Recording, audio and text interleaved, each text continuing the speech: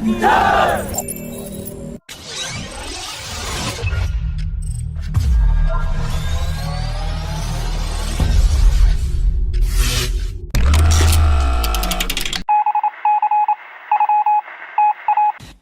Defence Ministry has signed a contract with Mahindra Telephonics Integrated Systems Limited for the procurement of 11 airport surveillance radar systems with monopulse secondary surveillance radars for the Indian Navy and Indian Coast Guard.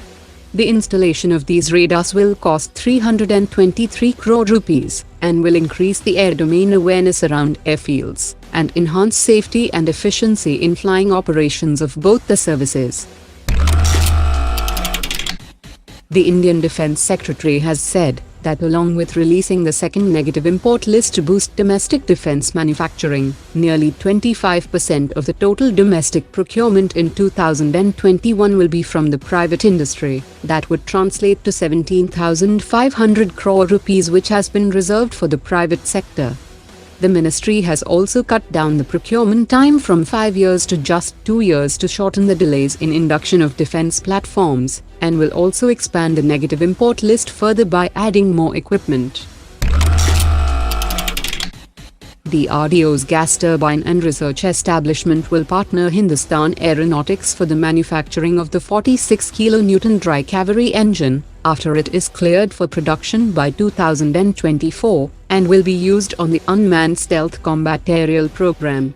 The DRDO has already started manufacturing of 4 pre-production dry cavalry engines that will soon start tests in the Indore Aerospace Testbed, so that the data can be collected from different parameters on the engine, using an intricate web of sensors that detects even the tiniest vibrations, that will help analytical models and engineers in better monitoring, and will provide crucial insights to inform future engine improvements for high rate of availability and efficiency. The Chief of Naval Group India has said that the tendering, selection and contracting of the Project 75I is a huge task and will require a lot of time, and there is a need to quickly place orders for additional Scorpene submarines to preserve this expertise and qualified staff at Mazagon Dock Limited. The additional submarines will include DRDO's air-independent propulsion system and major capability improvements such as advanced weapons and sensors. He also added that Naval Group would like to provide support in building India's second indigenous aircraft carrier, which is currently being designed, and the company is already in discussions with Indian shipyards for full design or technology bricks like propulsion combat management systems for future surface ship programs of the Indian Navy. The Ordnance Factory Board has failed to deliver even one regiment of 155mm Dhanush artillery system, and now the Army has flagged multiple concerns regarding the production quality, as well as the gun's firepower and mobility, as after integrated firing checks, a number of issues have cropped up with regard to the hydraulics sight and even mounting. The CBI had also registered a case in 2017 against a Delhi-based firm and unidentified officials of the gun carriage factory for using China-made parts camouflaged as made in Germany parts, which found their way to the production line of Dhanush artillery system.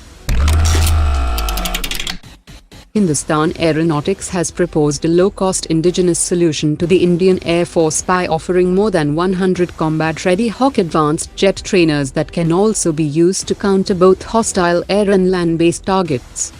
The Hawkeye has successfully tested the 100 km range Smart anti-airfield weapon, and will soon test the 30 km range Astram missile that would give it an aerial combat capability.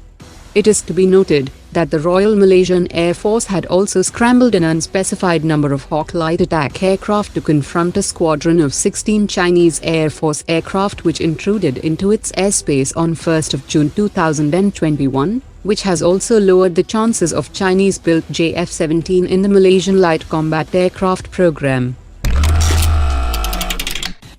In a new development along the line of actual control, China and Pakistan are conducting a joint military exercise in occupied Tibet, and they are practicing air defense skills using LY-80 medium-range air defense system to target enemy aircraft missiles and UAVs, and targeting warships with C-802 subsonic anti-ship cruise missiles, as well as launching land attack from sea.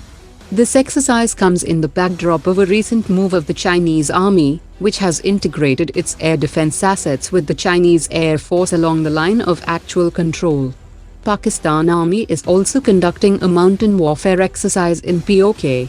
The Indian Army Chief is also on a 2-day visit to J&K to review the operational preparedness of the force along the line of control.